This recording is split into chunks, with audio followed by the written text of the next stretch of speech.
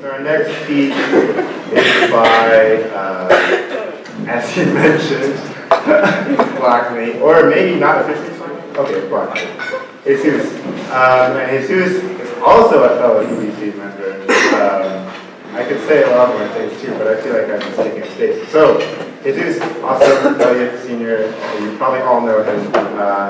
Giving a speech with an actual title. Thank you. Jesus.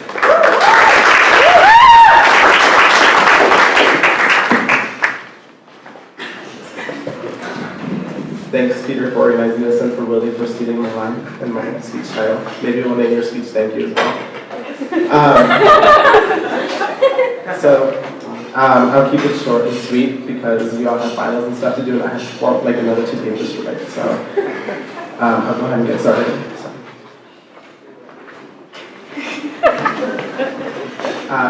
I think I have an irrational fear of failing. Not the kind of failure that happens when you don't study for an exam or turn in a paper on time. That happens all too often. But the kind that happens when you feel like you've let people down. I'm afraid of feeling that I failed my parents, who put in decades of backbreaking hard work just to make sure I'm on the path of success. Oddly enough, these two fears meet in the middle. A place where success, as defined by my parents, includes getting good grades and obtaining a well-paying job after college.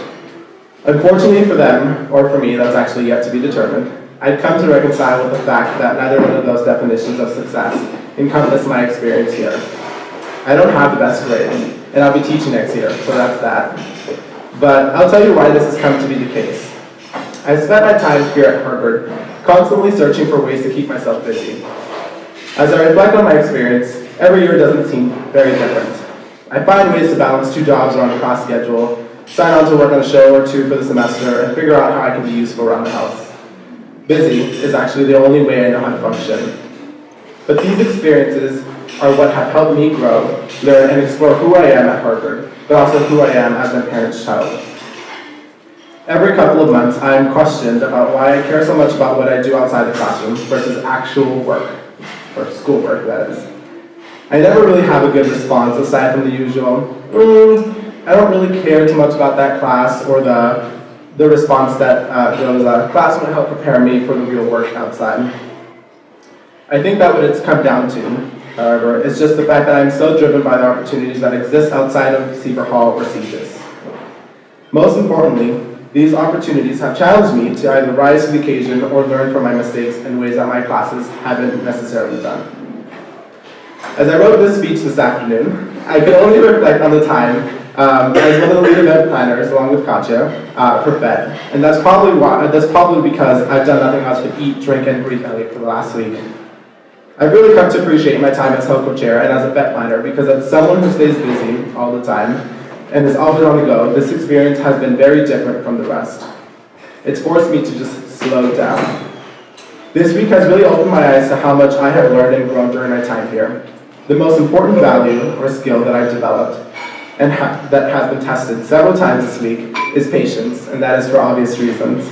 But in all honesty, any Elliott House members in here, please get your house keys before that next year. This skill, however, is something that will be quite useful for me next year when I am teaching 10th graders. And to keep things short, I'll close with a few thank yous.